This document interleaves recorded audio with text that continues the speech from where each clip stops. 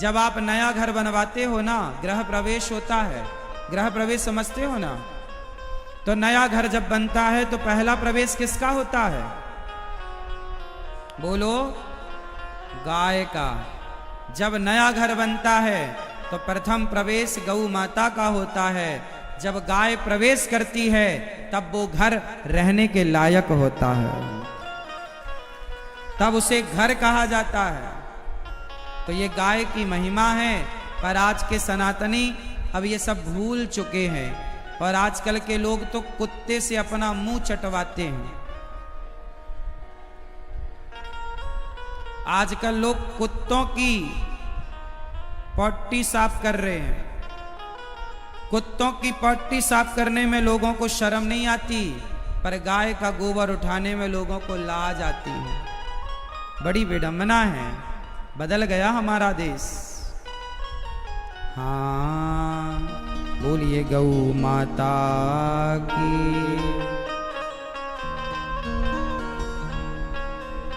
अच्छा, हमारे मुख्य अतिथि बन के आज हमारे भैया श्री राजभूषण निषाद जी आए हैं।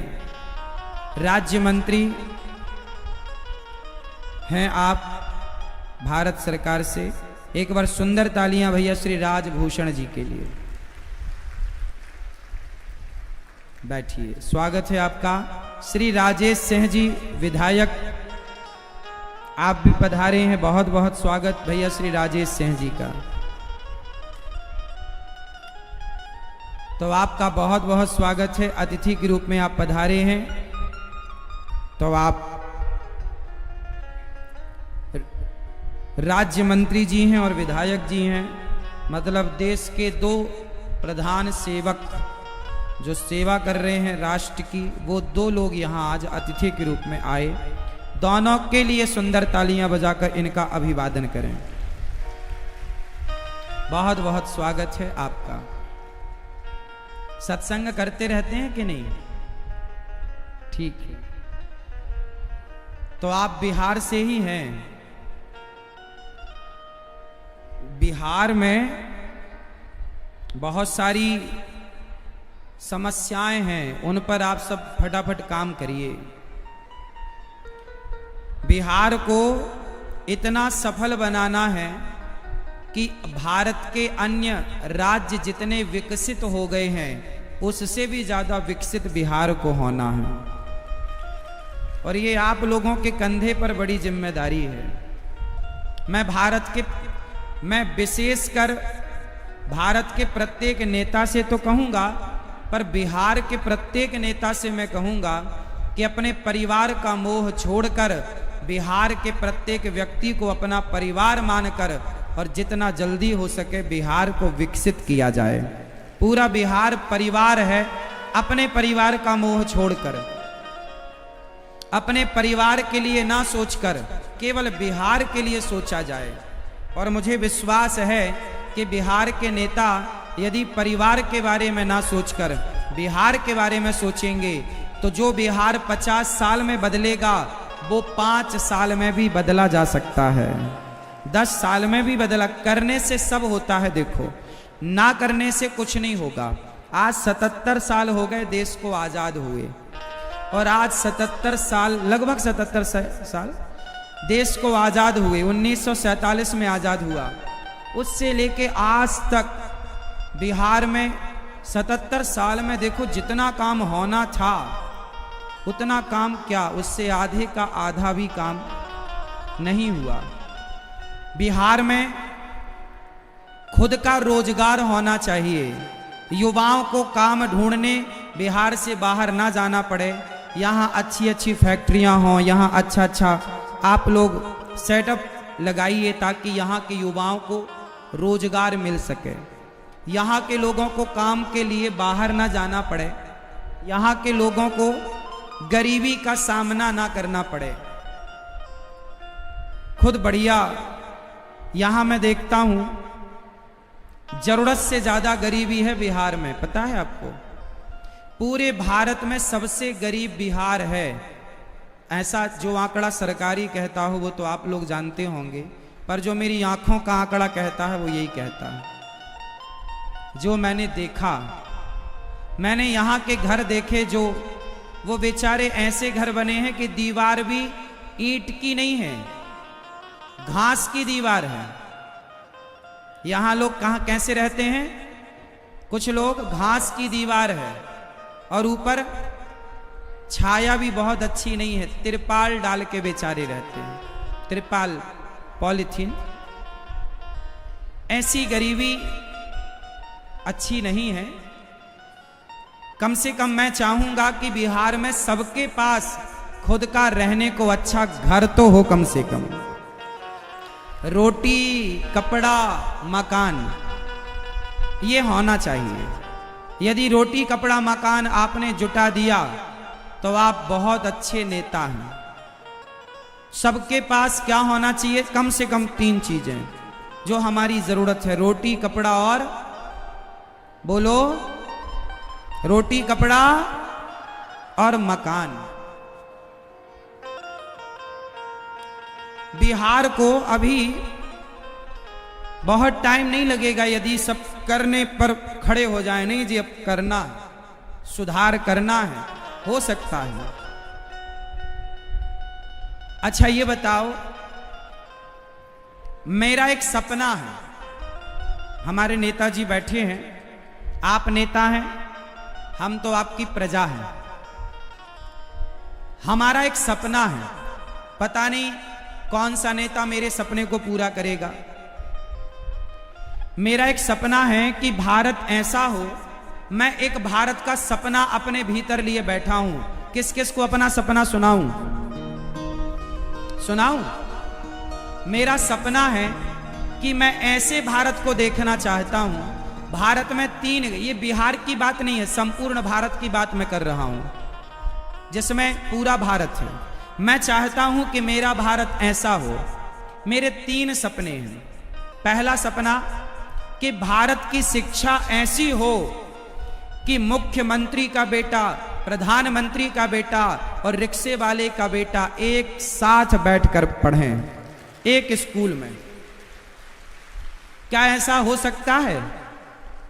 हां, करने से सब हो सकता है। अमेरिका जैसे देश सफल क्यों हो गए? क्योंकि वहां बराक ओबामा का बेटा और बराक ओबामा के ड्राइवर का बेटा दोनों एक स्कूल में पढ़ते हैं। जहां रिक्शे वाले का बेटा और मुख्यमंत्री और प्रधानमंत्री का बेटा एक साथ पढ़े, मतलब वो समानता है। लोग कहते हैं ना समानता का अधिकार हो। भाई समानता तो ये है कि आप शिक्षा ऐसी करें कि सारे बच्चों को, चाहे गरीब हो अमीर हो, मैं चाहता हूं शिक्षा पर सबका अधिकार हो और कितना भी पढ़े बच्चा, शिक्षा फ्री होनी चाहिए। आज गरीब आदमी ना पढ़ा नहीं पाता बच्चों को, लाखों की तो फीस है। अब IAS IPS कौन बनेगा बताओ? एक रिक्शा चलाने वाले का बेटा क्या IAS IPS बन सकता है? बड़ा कठिन है। कहां कोचिंग करेगा? लाख की तो कोचिंग है, लाख रुपया की। इसलिए शिक्षा फ्री होनी चाहिए। ये बात, कितने लोग इस बात से सहमत हैं कि पूरे भारत में शिक्षा फ्री हो? सिलेंडर फ्री ना हो साहब, बिजली फ्री ना हो, बिजली का तो पैसा लो, सिलेंडर का पैसा लो, आप सब कुछ का पैसा लो, फ्री होना चाहिए शिक्षा। क्या फ्री होना चाहिए भारत में? जोर से, शिक्षा। दूसरा, भारत में क्या फ्री होना चाहिए? दूसरा, स्वास्थ्य। चाहे 1 रुपए का इलाज हो या 10 लाख का, छोटा हो बड़ा हो, पूरब हो पश्चिम हो, भारत का कोई भी कोना हो, कहीं भी खड़ा व्यक्ति हो, उसे भारत के कोने कोने में स्वास्थ्य मिलना चाहिए। अर्थात निःशुल्क, फ्री में, कोई बीमारी से ना मरे। अपनी मौत से कोई मरे तो मर जाए,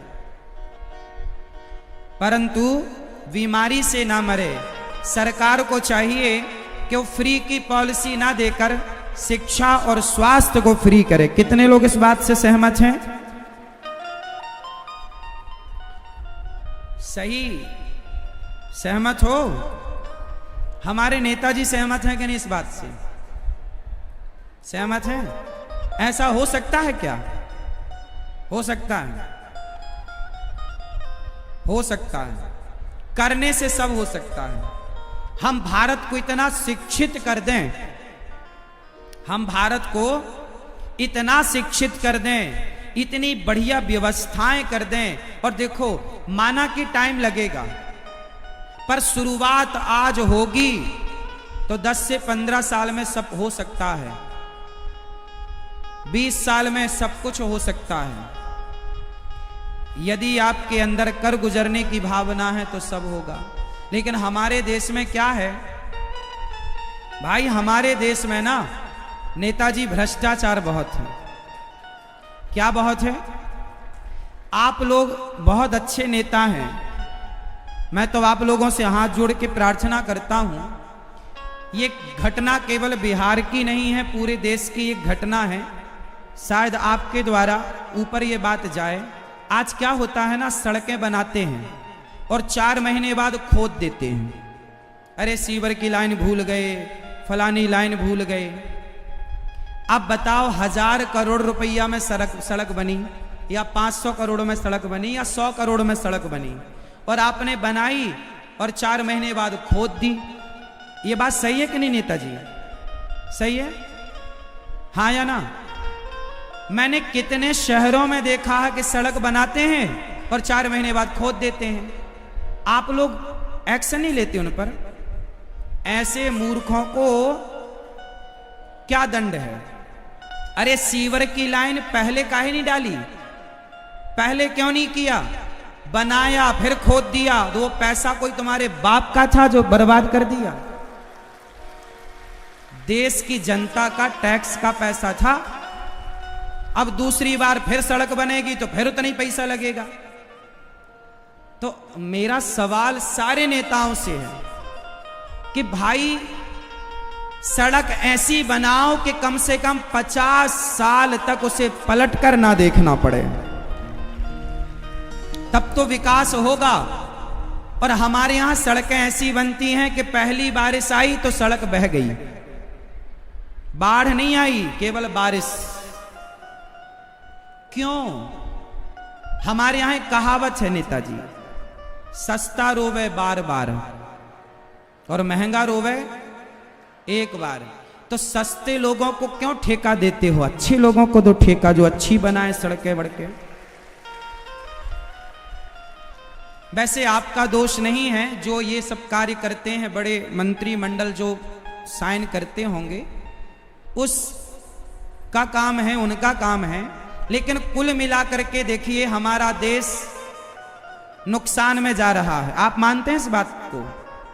किससे नुकसान है भाई? एक काम को यदि मैं 4 बार करूंगा तो नया काम कब करूंगा भाई? एक बार सड़क बनाओ, 50 साल की गारंटी वाले को ठेका दो। भाई तू 50 साल की गारंटी लेगा, यदि बिगड़ेगी तो तू ही बनाना, हम पैसा नहीं देंगे। ऐसे आदमी को ठेका दो। तरीके से काम हो साहब, जो विकसित हो, जो विकास हो, जिम्मेदारी से काम हो। तू 2 रुपए ज्यादा ले ले, पर काम ठीक करना, मिलावट वाला ना कर देना, तब जाके देश का भविष्य बनेगा। यदि भ्रष्टाचार रहा कि बस मेरा जेब भरना चाहिए, तो अभी 50 साल और विकास ना होगा भारत का, और अभी पीछे जाएगा। जब तक विचारधाराएं नहीं बदलेंगी और निजी स्वार्थ खत्म नहीं होगा। निजी स्वार्थ, मेरे लिए सर्वोपरि है मेरा देश, मेरा देश का विकास ही मेरा विकास है। मैं अपना विकास करूं और देश का विकास ना हो तो मेरे अकेले के विकास होने से कुछ ना होगा। लेकिन आजकल तो लोग बस अपना अपना विकास देख रहे हैं। राष्ट्र के विकास पर नजरें कम लोगों की हैं। अभी वर्तमान में कुछ नेता बहुत अच्छा काम कर रहे हैं, मैं उनके काम से सहमत हूं, पर जिस तरह से सड़कें बना के खोद देना है, ये सब गलत है। मुझे बड़ा कष्ट होता है ये सब सुन करके और ये सब देख कर। मैं तो खुद आंखों से देखता हूं। इन सब चीजों को रोक कर ना पैसे का बहुत सही उपयोग किया जाए। सारे बच्चों को निःशुल्क शिक्षा दी जाए, सारे लोगों को निःशुल्क स्वास्थ्य दिया जाए। जब सारे बच्चों को निःशुल्क पढ़ाया जाएगा तो भारत अपने आप विकसित हो जाएगा। सब शिक्षित होंगे ना, सबका अपना जब बुद्धि होगी तो वो नौकरी के पीछे ना भागेंगे, वो अपना बिजनेस भी कर पाएंगे, व्यापार भी कर पाएंगे। आज सबको नौकरी चाहिए। नौकरी के पीछे कौन भागता है? जिसका मस्तिष्क विकसित नहीं होता। जो विकसितवान व्यक्ति है, जिसका मस्तिष्क विकसित हो गया है, वो नौकरी करने वाला नहीं बनता, वो नौकरी देने वाला बन जाता है। माइंडेड है ना, तो वो नौकरी करेगा क्यों? वो नौकरियां देगा, देने वाला बनेगा। तो इस तरह से हमारे राष्ट्र का विकास हो सकता है। ये मेरा सपना है कि भारत ऐसा हो। मैंने कहा था कि भारत में गौ हत्या ना हो, भारत में पूरे भारत की नदियों को नदियों से जोड़ा जाए, भारत की एक अलग तस्वीर हो, भारत की एक अलग पहचान हो, एक अलग भारत हो जो आधुनिक भी हो, पर हमारी जो शिक्षा है, देखिए आज जितने डॉक्टर बनते हैं, एडवोकेट बनते हैं, इंजीनियर बनते हैं, जज बनते हैं, सब विदेशी पढ़ाई पढ़कर बनते हैं। हमारे भारत की पढ़ाई पढ़ के कौन डॉक्टर बना, कौन इंजीनियर बना? अरे भारत की शिक्षा प्रणाली को लागू करना चाहिए। भारत की शिक्षा क्या थी?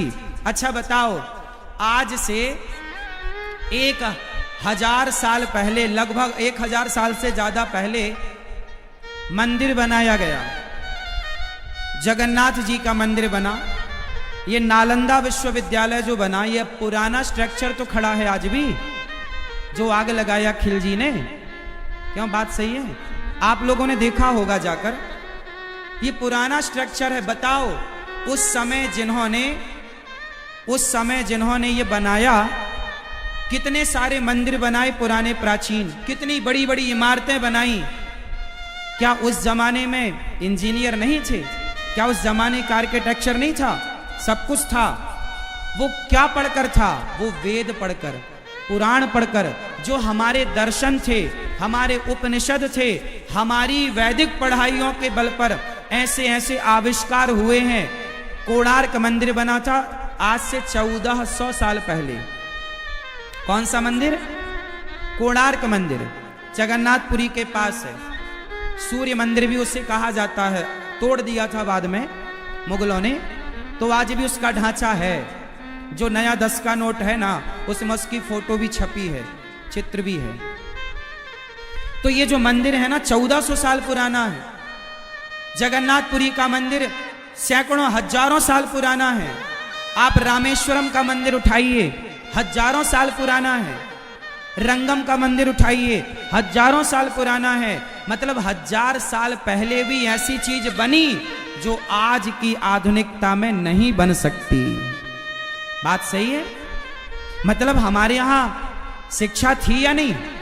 तो जिस टेक्नोलॉजी का प्रयोग तब हुआ, जिस शिक्षा का प्रयोग तब हुआ, आज क्यों ना उस शिक्षा पर पुनर्विचार किया जाए? आज क्यों ना उस टेक्नोलॉजी पर पुनर्विचार किया जाए? हमारे भारत की शिक्षा, क्यों ना अब भारत के बच्चों को भारत का सिलेबस पढ़ाया जाए? क्यों हम इंग्लैंड का सिलेबस पढ़ा रहे हैं? क्यों हम अमेरिका की शिक्षा नीति लागू करें? क्यों ना भारत की नीति लागू करें? आज दुनिया में कोई कुरान पर रिसर्च नहीं करता, बाइबल पर रिसर्च नहीं करता, सारे वैज्ञानिक वेदों पर रिसर्च कर रहे हैं। आप सब सहमत हैं इस बात से? बोलो, कितने लोग सहमत हैं इस बात से? तो वेदों का लोहा तो वैज्ञानिक मान रहे हैं ना। तो जब दुनिया के वैज्ञानिक वेदों पर रिसर्च कर रहे हैं, तो क्यों ना भारत में वेदों पर रिसर्च हो? क्यों ना वेदों के अनुसार हमारी शिक्षा प्रणाली लागू हो? क्यों ना हम उस तकनीक पर काम करें जिस तकनीक से राम सेतु बनाया गया, जिस तकनीक से एक आपने मंदिर सुना होगा दक्षिण में है, एक पहाड़ को खोदकर पूरा मंदिर बनाया। सबसे पहले गुम्मज बनाया, सबसे पहले गुम्मज बना के फिर कॉलम बनाए, बाद में नीचे एक पत्थर पर पूरा मंदिर बनाया। और इतना बड़ा मंदिर कि 5000 लोग उस मंदिर के अंदर खड़े हो सकते हैं। इतना बड़ा मंदिर, क्या इंजीनियर रहा होगा वो, क्या दिमाग रहा होगा उसका, क्या उसकी गणित रही होगी, हाँ या ना। इसलिए कुतुब मीनार किसने बनाई, भारत ने बनाई कि विदेशियों ने बनाई, बोलो। ताजमहल भारत ने बनाया कि विदेशियों ने बनाया, दिमाग किसका था, भारत का था। टेक्नोलॉजी किसकी थी, भारत की थी। अब देखो क्या क्या बताऊं मैं आपको। द्वारिका, अभी हमारे मोदी जी समुद्र के भीतर द्वारिका की पूजा करने गए थे। द्वारिका मिली कि नहीं पानी के अंदर, बोलो हाँ। वो द्वारिका कितने साल पुरानी है, 5000 साल पुरानी। आज विज्ञान उस पर रिसर्च कर रहा है कि 5000 साल पुरानी, जो हमारे भागवत जी में लिखा था कि भगवान श्री कृष्ण जब गए तो द्वारिका पानी में डुबा कर गए, तो पानी में जो द्वारिका डुबाई वो आज मिली। मतलब हमारे वेद पुराण जो कह रहे हैं वो बिल्कुल सत्य कह रहे हैं। और यदि सत्य कह रहे हैं तो क्यों ना उस सत्य को समाज तक पहुंचाया जाए, क्यों ना उस सत्य से बच्चों को रूबरू कराया जाए। हम क्यों हम शेक्सपियर को पढ़ें। अब देखो, विदेशी सिद्धांत कहता है कि आप बंदर की संतान हैं। बताओ, आप बंदर की संतान हो कि ऋषि मुनियों की संतान हो, उत्तर दो। डार्विन की थ्योरी क्या कहती है, डार्विन की थ्योरी कहती है कि आप बंदर की संतान है। बंदर से विकास होते होते वो मनुष्य बना। तो आप मानते हो कि आप बंदर की संतान हैं, क्यों मैया, किसकी संतान हो बताओ, बोलो। ऋषि मुनियों की। हम किसकी संतान हैं, जोर से, हाँ, हम ऋषि मुनियों की संतान हैं। आप लोगों का गोत्र है कि नहीं, आपका जो गोत्र है मतलब आप उन्हीं की संतान हैं, वो ऋषि आपके हैं। तो हम भारत के लोग हैं साहब। हमारा इतिहास केवल 2000 साल पुराना नहीं है कि मोहनजोदड़ो हड़प्पा संस्कृति से ही हमारा इतिहास चला हो। 5000 साल पुरानी तो द्वारिका है और 8 लाख साल पुराना तो राम सेतु है। लाखों साल पुराना इतिहास। इसलिए हम बंदर की नहीं, हम ऋषि मुनियों की संतान हैं। किसकी संतान है आप लोग। लेकिन अब सिलेबस में आएगा कि आप किसकी संतान हैं तो आपको लिखना पड़ता है बंदर की, वरना नंबर कट जाएगा। तो लिखना तो वही पड़ेगा, लेकिन जान लो कि वो सब गलत पढ़ाया जा रहा है, गलत पढ़ाया गया। सही पढ़ना सीखो। बदलाव जरूरी है, बदलना जरूरी है, ठीक है। भगवान श्री कृष्ण ने गिरिराज जी को स्थापित किया और भगवान एक दिव्य लीला करे। नंद बाबा को वरुण देवता ले गए, भगवान ने वरुण लोक से उन्हें छुड़ाया। भगवान पिता रात्रि शरदोत्फुल्य मल्लिका वीक्षरन्तुं मनश्चक्रे योग मायामुपाश्रितः।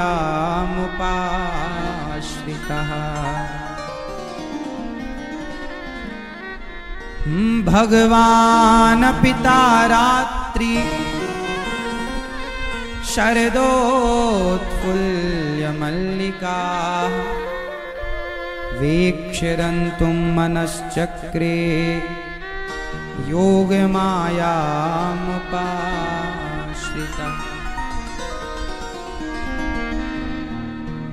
भगवान पिता रात्रि। आज भगवान ने सुंदर सी रात्रि में बांसुरी बजाई। कौन सी रात्रि, कौन सी रात्रि आई, शरद पूर्णिमा की शरदोत्फुल्य मल्लिका वीक्षरन्तुं मनश्चक्रे योग माया मुपाश्रिता। भगवान पिता रात्रि।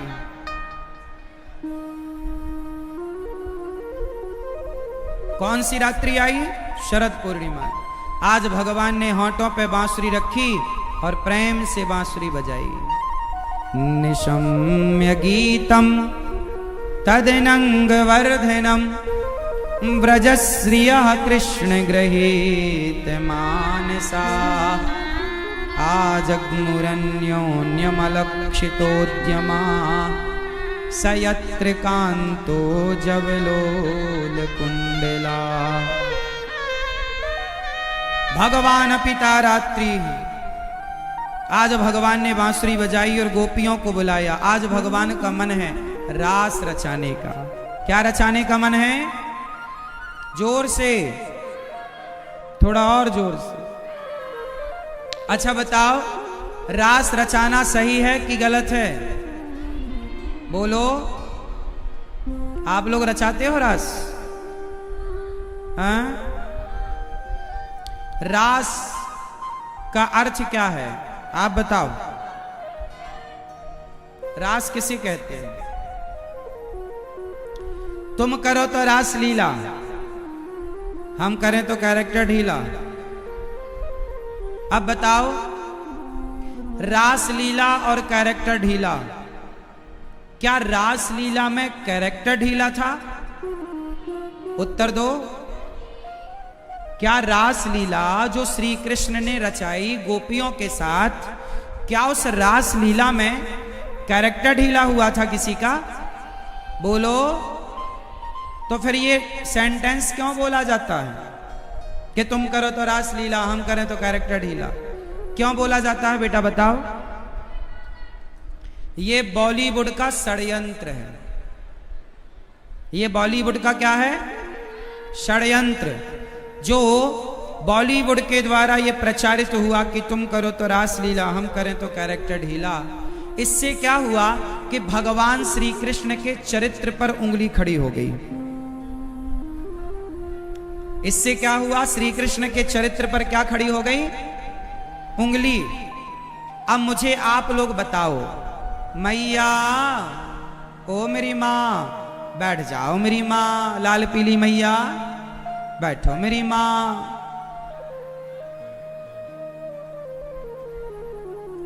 बैठ जाओ सब लोग, शांत रहो, चुप रहना। आप खड़े हो बैठे हो अलग विषय पर, चुप्पी टाप रहना। ये बताओ, क्या भगवान श्री कृष्ण के चरित्र पर क्या उंगली उठाना सही है? उत्तर दो।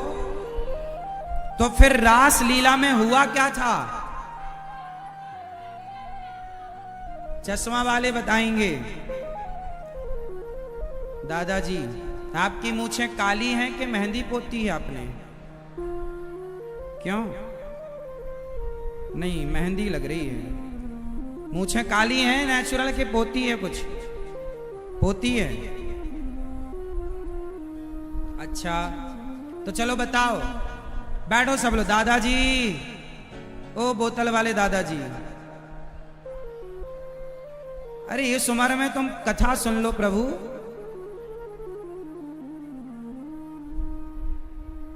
सुनो दादाजी, बताओ ये रास लीला में क्या हुआ था? बोलो, क्या है ये रास लीला? आप भी रास रचाते हो? चश्मा वाले दादाजी, नहीं रचाते हो? किसके संग? रास का अर्थ ना भारत के कुछ लोग गलत, जो लोग नहीं जानते वो गलत अर्थ करते हैं, जबकि रास का सही मीनिंग क्या है, अर्थ क्या है, वो आज हम आपसे बात करेंगे। रास में हुआ क्या था, एक्चुअल क्या होना चाहिए, उस पे हमने आपको एक बात समझानी है। समझो, रास जो था, उस रास में भगवान ने गोपियों को बुलाया। और गोपी मतलब क्या है? गोपी मतलब स्त्रियां नहीं। उस रास में भगवान शंकर भी आए। आए कि नहीं दादाजी?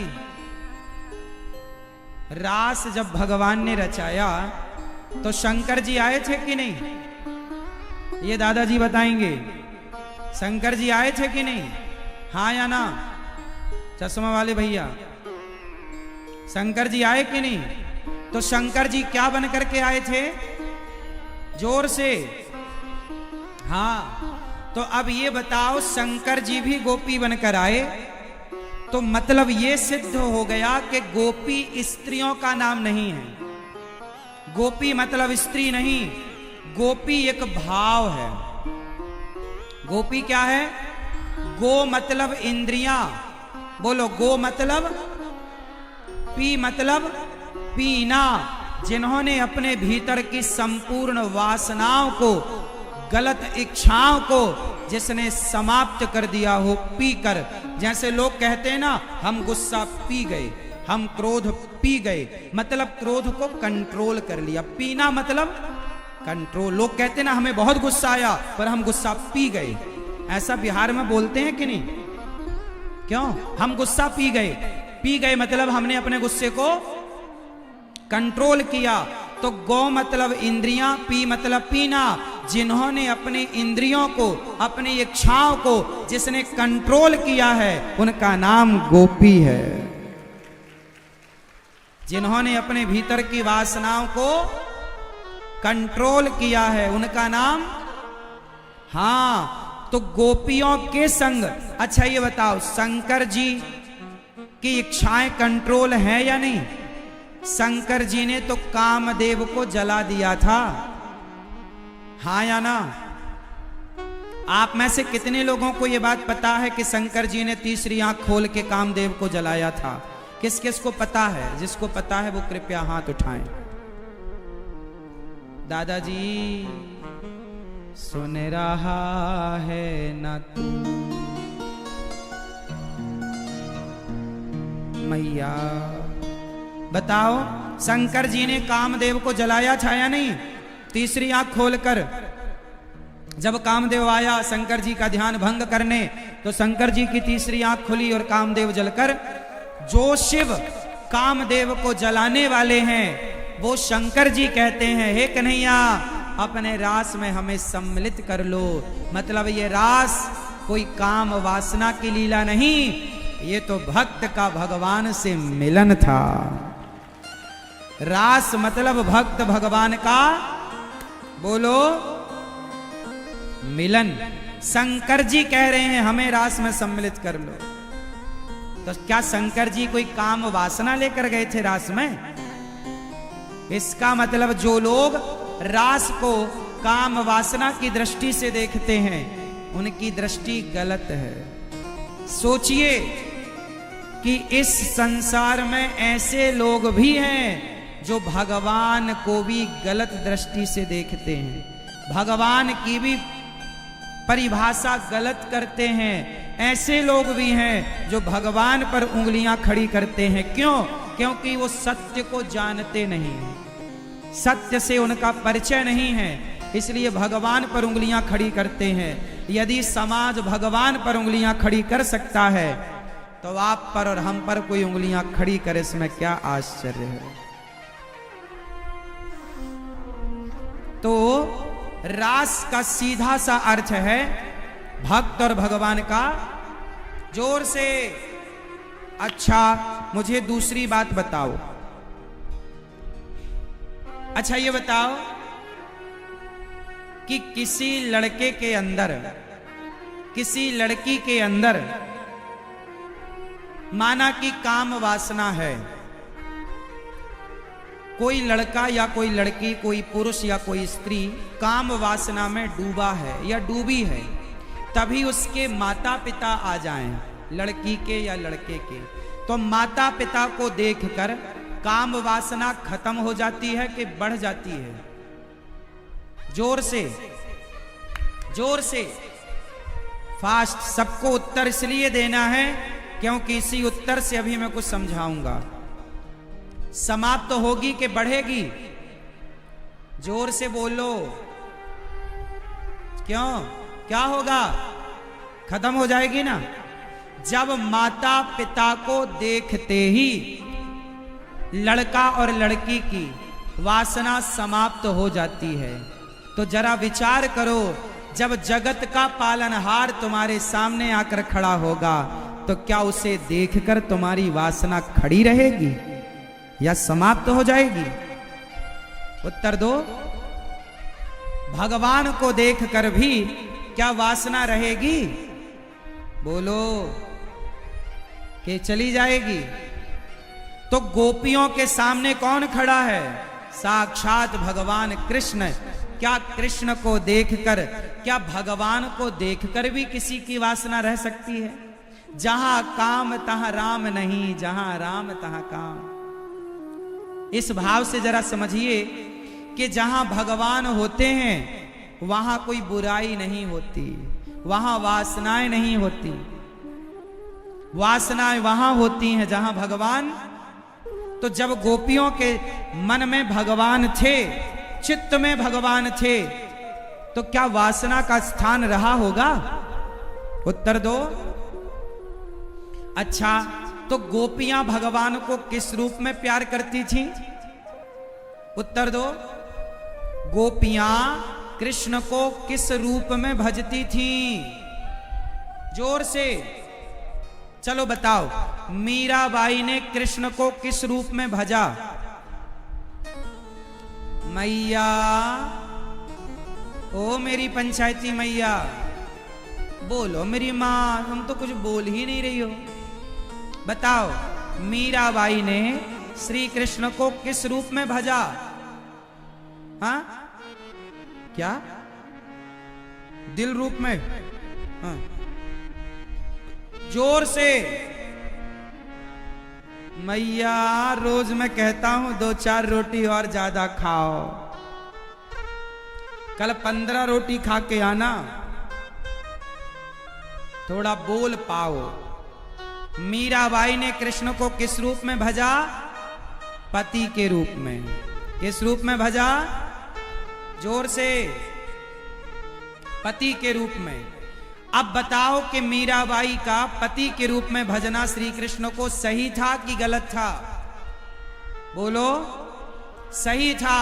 जाकी रही भावना जैसी, प्रभु मूरत देखी तिन तैसी।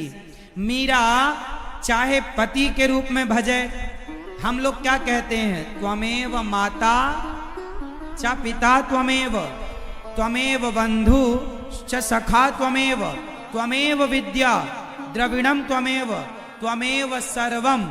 सर्वम मतलब सब कुछ। हे प्रभु, आप हमारे सब कुछ हैं।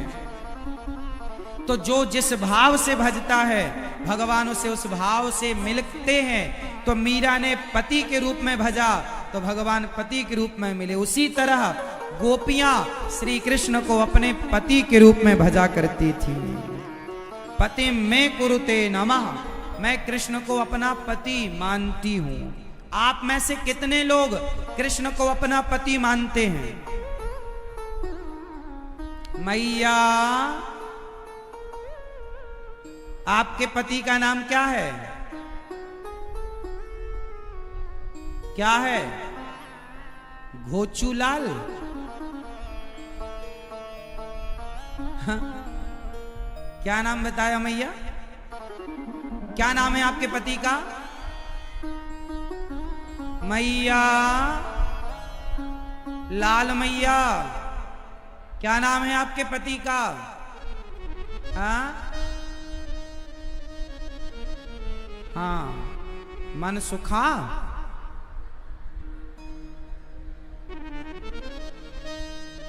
सुनो, आपका ये जो पति है, मंगलसूत्र पहनाने वाला, मांग भरने वाला, ये पति कितने दिन पहले मिला? कितने साल पहले मिला? और कितने साल तक रहेगा? ये जो पति है ना, ये परमानेंट नहीं है। लेकिन जो श्री कृष्ण हैं वो सबके पति हैं। आप लोग मानते नहीं हैं। आप बोले नहीं, हमारा तो ये घोचूलाल ही है महाराज हमारे, जबकि सबके पति श्री कृष्ण हैं। आप लोग नहीं मानते, पर आप गाते हैं, तुम हो एक अगोचर सबके प्राणपति, स्वामी सबके प्राण। सबके प्राणपति कौन है? बोलो। किस विधि मिलहूं दया मैं तुमको मैं कुमति, ओम जय जगदीश हरे। तो हमारे सबके पति कौन है? भगवान। तुम हो एक अगोचर सबके प्राण। फिर से सबके प्राण, सबके प्राण। तो सबके पति कौन? प्राणों के। बोलो। आप पुरुषों के पति भी भगवान और स्त्रियों के पति भी भगवान। सच्चाई तो यही है कि सबके पति भगवान ही हैं। अब बताओ पति किसे कहते हैं? पीली मैया बताओ पति किसे कहते हैं? बोलो मेरी माँ मैया, बताओ मेरी माँ, पति हैं आपके? कहाँ हैं? बताओ किसे कहते हैं पति? पति की परिभाषा नहीं बताओगी, गुस्सा हो ना?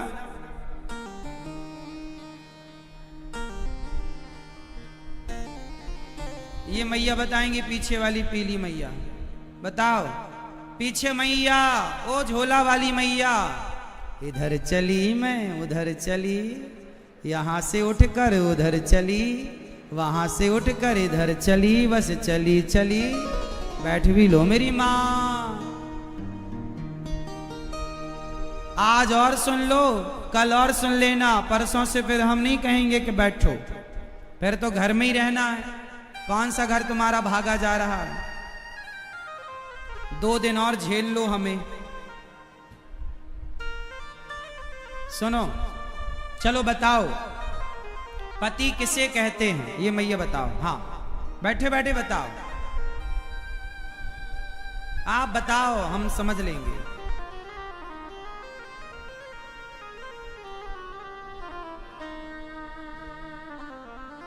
जो पत्नी से लड़े, जो ऐसे ऐसे मारे,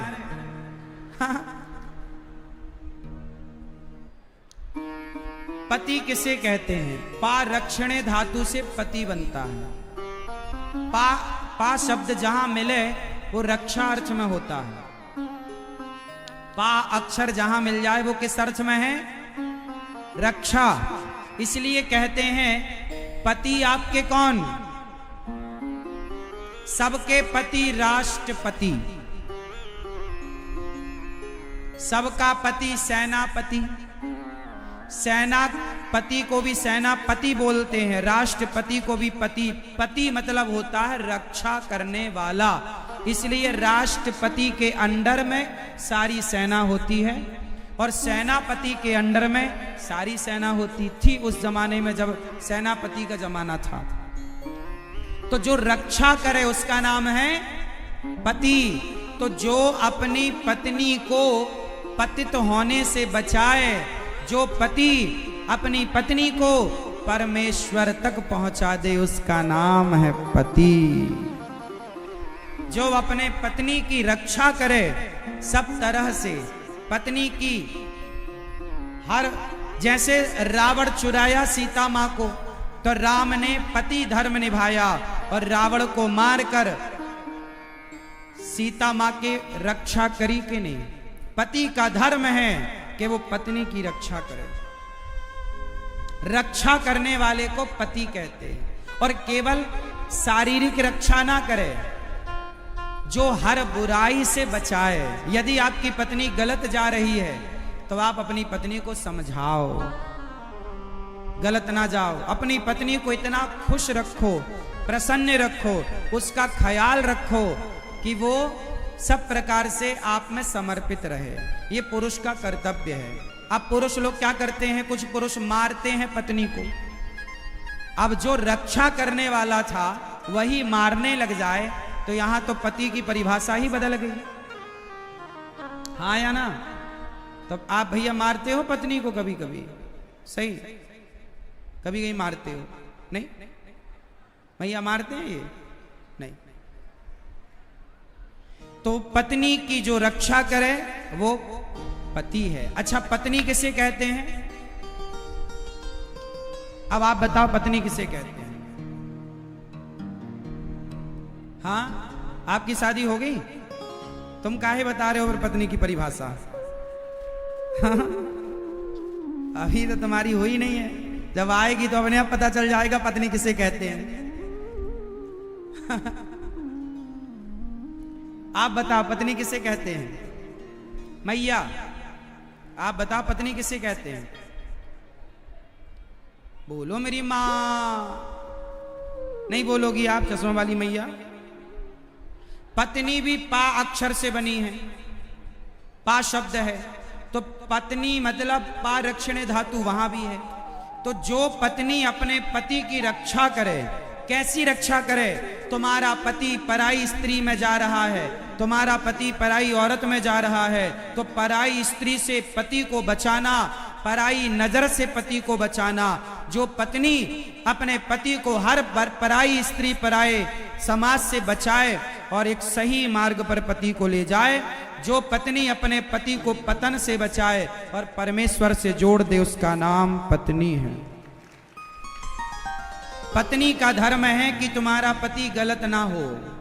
तुम्हारा पति यदि पराई औरत के चक्कर में पड़ गया तो कई स्त्रियां क्या करती हैं? पता चलता है कि मेरा पति किसी पराई स्त्री के चक्कर में फंस गया तो पत्नियां मायके चली जाती हैं। मायके चली गई, अरे हमारे पति का तो पराई औरत से चक्कर है, मायके भाग जाती हैं। मायके जाने से तो उसे और मौका मिल जाएगा, वो तो घर में ले आएगा पड़ोसन को। इसलिए मायके ना जाओ। जिस औरत से तुम्हारे पति का चक्कर है उसकी छाती में चढ़ो और उसके 3-4 दांत तोड़ के अपने पति को उसके दांत गिफ्ट करो। झांसी की रानी बनो, काली बनो, महाकाली बनो, चंडी बनो। तुम्हारा पति गलत रास्ते पर चला गया तो समझा दो कल मुही को, घर ना बिगाड़ मेरा, वरना चंडी बनना पड़ेगा। मायके जाने से कुछ ना होगा, वो घर में ले आएगा। सही है कि गलत है? तो पति को बचाओ, तुम्हारा नाम पत्नी है। रक्षा करती है पत्नी, पराई दृष्टि से बचाती है पति को, और पति के लिए समर्पित रहे, पति के लिए समर्पित रहे। ये रिश्ते हैं पति पत्नी के। तो भगवान सबके पति हैं। अच्छा बताओ, भगवान रक्षा करते हैं कि नहीं? किसकी रक्षा करते हैं? बोलो। हम सबके प्राणों के रक्षक कौन हैं? भगवान। तो जो रक्षा करे उसका नाम पति है। तो भगवान सबके पति है। तो भगवान पति का मतलब आप लोग समझती हो कि जो केवल पप्पू का पापा बने वो पति है, ऐसा नहीं है। जो रक्षा करे वो पति कहलाता है। जैसे राष्ट्रपति, सेनापति, ऐसे पति है। तो पति भगवान है, सबकी रक्षा वही कर रहे हैं। किसान खेत में बीज बोता है, अंकुरित करना भगवान का काम है। अंकुरित ना करें तो आप क्या खाओगे, हम क्या खाएंगे, सब मर जाएंगे। तो सबके प्राणों की रक्षा तो भगवान ही कर रहे हैं। इस हिसाब से भगवान सबके पति हैं। हम सब भगवान की संतान कहो, रक्षा अर्थ से सब कुछ कह सकते हैं। ठीक है? तो गोपियां भगवान से प्रेम करती हैं और भगवान को पाना चाहती हैं। कोई विषय विकार नहीं है। अब दोनों का मिलन हुआ। सारी गोपियों को बुलाया भगवान ने।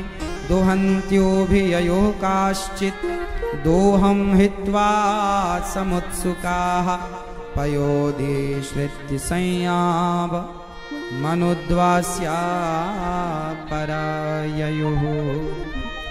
सारी गोपियां एक गाय दौह रही थी, बांसुरी सुनाई पड़ी, छोड़कर गाय को, बछड़े को, दूध को छोड़कर कृष्ण की ओर बढ़ी। सारा काम धाम छोड़कर भगवान की तरफ गोपियां बढ़ी। भगवान ने सारी गोपियों का स्वागत किया। स्वागतम वो महाभागा प्रियं किं करवाणि वः ब्रजस्या नामयं कच्चित् ब्रूतागमन कारणम्। अच्छा एक बात बताओ, भगवान के लिए गोपियों ने सब कुछ छोड़ दिया, बच्चों को छोड़ा, परिवार को छोड़ा, अपने आप को छोड़ा भगवान के लिए। तो भगवान के लिए सब कुछ छोड़ देना सही है कि गलत है? उत्तर दो जोर से। सही है। कितने लोग सही मानते हैं? हाथ उठा के बताओ। भगवान के लिए क्या छोड़ना? छोड़ने का देखो, आम जब पक जाता है ना तो अपने आप पेड़ को छोड़ देता है। उसी तरह जब आपकी भक्ति पक जाएगी तो संसार छोड़ना नहीं पड़ता, अपने आप सब छूटता चला जाता है। तो अपनी भक्ति को पकाना है तो अपने आप, जब मीराबाई ने को छोड़ा नहीं था, मीराबाई ने को छोड़ा नहीं था, सब छूट गया था। एक होता है छोड़ना, एक होता है छूट जाना। बात समझ में आई कि नहीं? मैया छूट जाना और छोड़ देना। सारी गोपियां आई, भगवान ने कहा स्वागतम वो महाभागा। देवी आओ, क्यों आई हो इतनी रात्रि को? गोपियां बोली कि प्रभु हम आपके लिए आई हैं। भगवान बोले जाओ अपने अपने घर। भगवान पहले बुलाते हैं बांसुरी बजाकर, और जब गोपियां आई तो कहा क्यों आई हो? जाओ जाओ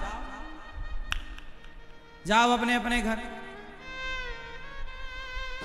गोपियां भगवान से बोली प्रभु अब हम कहां जाएं आपको छोड़कर। सारी गोपियां भगवान से कहने लगी आप हमारे सब कुछ हो प्रभु। भगवान बोले पति कैसा भी हो, पति को नहीं छोड़ना चाहिए। अच्छा ये बताओ पति कौन होता है? अभी हमने पूछा, आप लोगों ने बताया। ये बताओ पति को छोड़ देना सही है कि गलत है? जोर से। पति को छोड़ देना चाहिए? दूसरे के चक्कर में कोई बहुत और अच्छा मिल जाए, पति से भी सुंदर है, पैसे वाला है, तो छोड़ सकते हैं क्या? क्यों मैया, पति को छोड़ देना चाहिए क्या? नहीं, पति को कभी नहीं छोड़ना चाहिए। पति कैसा हो? अंधा हो, लंगड़ा हो, बहरा हो, काना हो, अंध बहिर क्रोधी अति दीना, ऐसा हूं पति कर किए अपमाना, नारी पाव जमपुर दुख नाना। एक ही। अच्छा ये बताओ नारी का धर्म क्या है? जोर से। नारी का धर्म क्या है?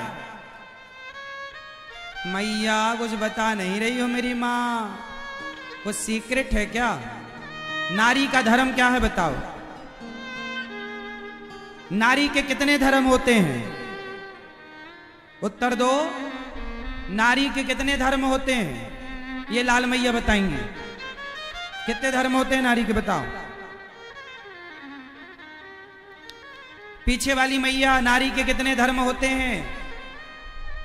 5 कि 6? 1। नारी का एक ही धर्म है। कौन सा? एक ही धर्म, एक व्रत नैमा, काय बचन मम पति पद प्रेमा। तुलसीदास जी कहते हैं नारी का एक ही धर्म है, एक ही धर्म, एक व्रत नैमा। नारी का एक ही धर्म है। कौन सा? पति की सेवा, पति में समर्पण। और पुरुष का धर्म क्या है? एक पत्नी में समर्पण, पति का साथ और दूसरी का नहीं। तो नारी का एक ही धर्म है और पुरुष का भी एक ही धर्म है। इसलिए राम जी ने एक विवाह किया, एक सीता के सिवा किसी को ना देखा। यही पुरुष का धर्म, पति का धर्म है। तो पति कैसा भी हो, अंधा लंगड़ा बहरा काना खोरा, हाँ बिन परमेश्वर सूना मंदिर, बिंदिया बिना लीलार सूना, पति बिना संसार। अच्छा ये बताओ मैया, पति का जीवन में कितना महत्व है? मैया पति का कितना महत्व है ये बताओ मैया, क्या महत्व है पति का? अरे पति है तो आपका श्रृंगार है। आपका श्रृंगार तब तक ही है जब तक आपका पति है। पति नहीं होगा तो आपका श्रृंगार शोभा नहीं देगा। आपकी मांग में सिंदूर तब तक है जब तक पति है। हाथों में चूड़ियां तब तक ही खनक रही हैं जब तक पति है। पांव का माहौर तब तक शोभा देता है जब तक पति है। हाथों की मेहंदी तब तक शोभा पाती है जब तक पति है। आपकी होंठों पे मुस्कान तब बहुत अच्छी लगती है जब आपका पति है।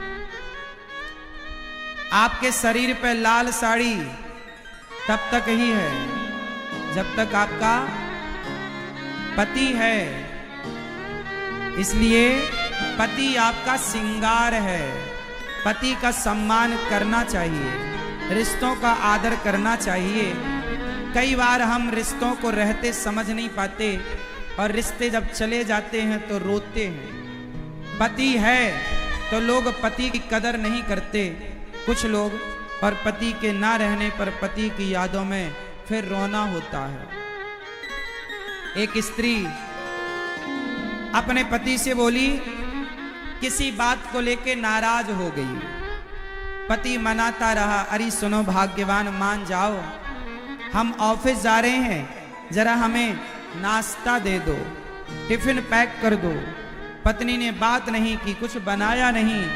पति ने अपने लिए कुछ बनाया, ऑफिस चला गया।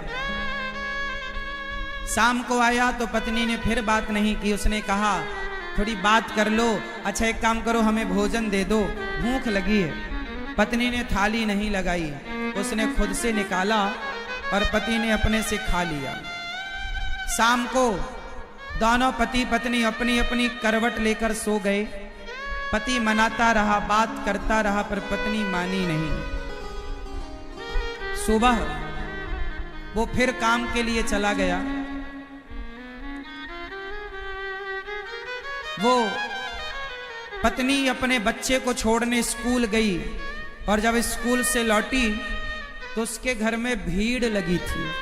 देखा कि भीड़ कैसी, पता चला कि उसके पति का एक्सीडेंट हो गया और उसके पति की मृत्यु हो गई। अब वो पड़ा है मर करके। अब ये पत्नी रोने लग गई, अब नहीं रूठूंगी, अब नहीं लड़ूंगी, एक बार मेरे लिए उठकर बैठ जाओ, एक बार प्यार से मेरी ओर देख लो। लेकिन क्या करें, पता नहीं जीवन का कि आज हम आपके साथ हैं, कल रहेंगे कि नहीं। आज हम देख रहे हैं, कल देख पाएंगे कि नहीं। जीवन का भरोसा नहीं है, कब कौन मर जाए। आज के जमाने में तो मौत भी अचानक आती है।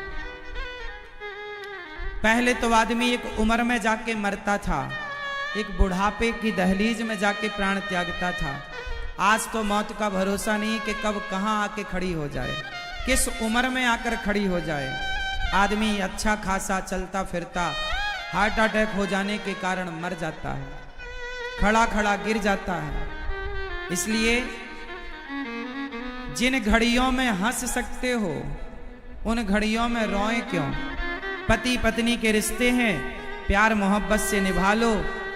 लड़ाई झगड़ा करके भी क्या मिलना है। रूठना चाहिए पर घंटे भर के लिए, 2 घंटे के लिए, दिन 2 दिन के लिए रूठना भी तो नहीं चाहिए। मान जाओ और मना लो, रिश्तों को जी लो। आज रिश्ते हैं, आपका जन्म होता है, जवानी आती है, आपको माँ मिलती है, पिता मिलता है, बहन मिलती है, भाई मिलता है।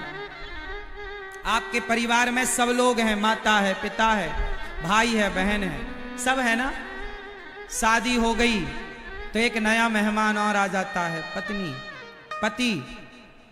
लेकिन आपने देखा होगा कि थोड़े दिन बाद पिता की मृत्यु हो जाती है। माँ की मृत्यु हो जाती है, बहन अपने घर चली जाती है, भाई भी अपना अलग हो जाता है, शादी हो गई ना तो वो अपना कमा खा रहा है।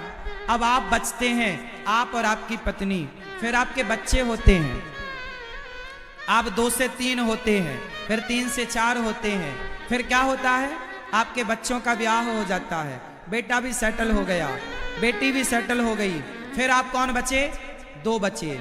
लेकिन याद रखना इन 2 में एक फिर चला जाएगा या चली जाएगी, ये 2 भी तुम साथ ना रहोगे। उम्र के एक पड़ाव तक तो तुम साथ हो, लेकिन तुम दोनों में एक को पहले जाना पड़ेगा विधाता के घर, चाहे पति को चाहे पत्नी को, और फिर तुम अकेले रह जाओगे। हाँ या ना? हम अकेले आए हैं और इस संसार में एक दिन अकेले होंगे और अकेले ही चले जाएंगे।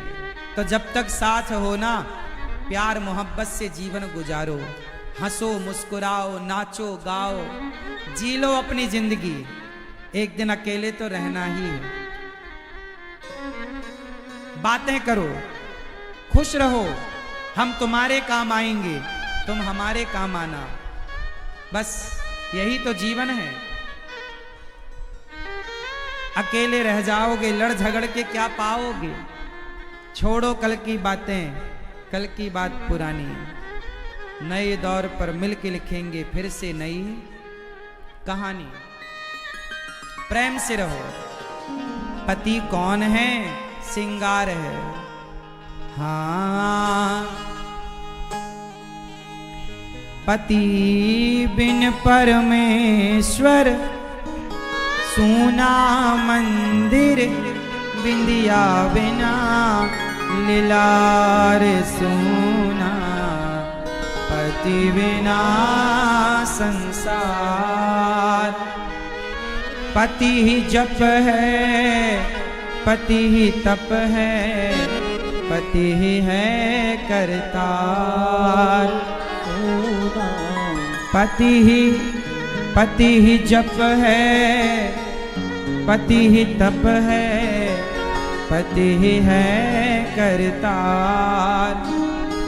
पति से ही पत इस तन की है, पति बिन विपति हजार सूना, पति बिना संसार। इसलिए नारी का एक पति व्रत रहे जगत में, सब व्रत हैं बेकार। बिन पति व्रत के नारी का तो जीवन है बेकार। सूना पति बिना संसार। पति पत्नी बहुत जरूरत है जीवन में, एक दूसरे की बहुत अच्छे से रहना चाहिए, रिश्तों की कीमत समझना चाहिए। हाँ भक्तों, स्वर्गा से आयो है संदेश, बुलावो आग्यो राम को। अच्छा ये बताओ मैया, पहले मैया आप बताओ, पीली मैया, जब आपका बुलावा आएगा भगवान के घर से और आपको यमराज जी बोलेंगे चलो, और आप कहोगे कि यमराज जी 1 मिनट दे दो, मैं अपने पति से कुछ कहना चाहती हूँ, तो जरा बताओ आखिरी 1 मिनट में यदि पति से बात करने का मौका मिला आपको, फॉर एग्जाम्पल, तो क्या बात करोगी? क्या कहोगी? क्या लड़ाई करोगी? झगड़ा करोगी उस 1 मिनट में? क्यों दादाजी, भैया, मोबाइल वाले, सरकार, आपको आखिरी 1 मिनट में यदि बच्चों से कुछ बात करने का यमराज जी मौका दें, तो क्या बात करोगे बच्चों से? यमराज जी आपको लेने आएंगे आखिरी में, कहेंगे चलो टाइम पूरा हो गया, और आपको 1 मिनट के लिए मौका मिलेगा बच्चों से बात करने का, सिर्फ 1 मिनट। क्या बात करोगे? इमेजिन करो, कल्पना कि आपके सामने यमराज जी खड़े हैं और 1 मिनट का टाइम है, बात करनी है, क्या बात करोगे? दादाजी आप बताओ, आखिरी 1 मिनट में यदि बच्चों से, पत्नी से, पत्नी है आपकी, क्या बात करोगे आखिरी 1 मिनट में बच्चों से? बोलो। सुनो, एक बार क्या हुआ, मैया भैया बहुत ध्यान से सुनना है ना, बहुत चित्त लगा के सुनना। एक दिन मैं अखबार पढ़ रहा था, एक दिन मैं अखबार पढ़ रहा था तो मैंने देखा कि उस अखबार में मेरी फोटो छपी है और फोटो पर छपी है, ऊपर लिखा है कि मैं मर गया। मैंने कहा भाई ये देखो कितना घटिया मजाक किसी ने किया, मैं तो जिंदा हूं और किसी ने अखबार में लिख दिया कि ये मर गए। मैंने कहा कितना घटिया मजाक किया, आज तो 1 अप्रैल भी नहीं है, मजाक किसी ने किया। तभी मैं बाहर निकला तो मेरे घर के लोग रो रहे थे। मैंने ध्यान से देखा कि लोग किसी से लिपट कर रो रहे थे, नीचे कोई मरा हुआ पड़ा था। मैंने ध्यान से देखा ये कौन है, तो जब मैंने ध्यान से देखा तो वो मेरा ही मरा हुआ शरीर था, मेरी बॉडी थी। मैंने कहा भाई मैं तो खड़ा हूं। मैं अब समझ में आया कि मैं सचमुच मर चुका हूं। मैं अपनी मां से जाके कह रहा हूं मां मत रो, पर मेरी मां सुनती ही नहीं है। मैं मां को देख पा रहा था पर मेरी मां मुझे नहीं देख पा रही थी। मैं पत्नी को देख पा रहा था पर पत्नी मुझे नहीं देख पा रही थी। मैं भटकता हुआ शरीर बन चुका था। सच्ची में मैं मर चुका था और मैं भटकता हुआ शरीर बन चुका था। मैं सबको देख सकता था। जब आदमी मरता है ना तो वो मरने के कुछ देर तक वहीं भटकता है, पता है आपको? यमदूत उसे वहीं थोड़ा रोकते हैं कि देख तेरे मरने पर कितने लोग आए हैं, कितने लोग रो रहे हैं, तूने किसके लिए क्या सोचा था और कोई तेरे लिए क्या कर रहा है। यमराज उसे थोड़ी देर वहीं खड़ा रखते हैं। और आप जब मरते हैं सारे लोग रोते हैं। आपकी माँ आपसे लिपट कर रोती है, आपकी बॉडी से। आपकी पत्नी लिपट कर रोती है, बच्चे लिपट कर रोते हैं और आप सबको देख रहे होते हैं, लेकिन कुछ कर नहीं पाते।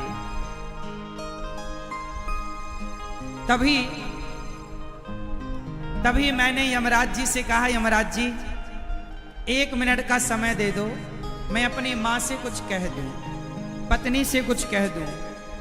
अच्छा मुझे बताओ आप लोग कि यदि 1 मिनट का समय आपको मिला और पत्नी से कुछ, मां से कुछ, पिता से कुछ, बच्चों से कुछ कहने का मौका मिला तो क्या कहोगे?